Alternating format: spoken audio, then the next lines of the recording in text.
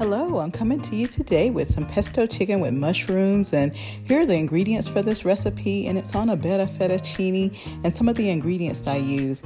And I started off with some beautiful skinless, boneless chicken breasts, and I'm seasoning them with the ingredients that I showed in the first part of this video and getting them really seasoned. I flip them on both sides and make sure that it's evenly spread on all of the chicken breasts because I want them to be seasoned and really tasty as they go into the frying pan. And so I started off with a little oil in the pan and then take each of those seasoned breasts and put them in the pan.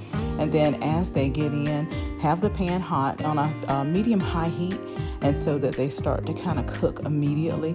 And so as you flip them over, as I'm doing here, you'll see that they are searing really good on each side. And I do that a few more times just to make sure that it's cooked all the way through. And after the chicken is cooked, I add in my mushrooms.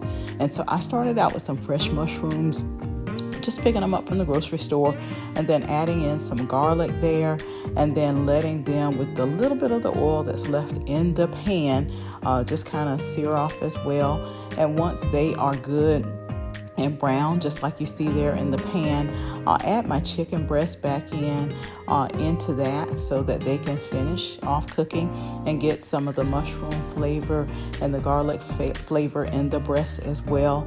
And as I'm doing that, I'll add some of the cooking wine to the bottom of the pan, and that helps to blend all of the flavors together, and then let them just cook down a little bit.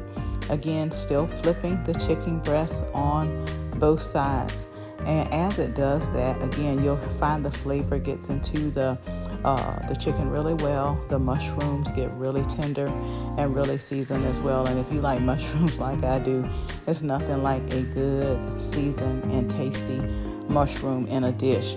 And so we add the pesto in and get that flavor going with the chicken, because it is a pesto chicken.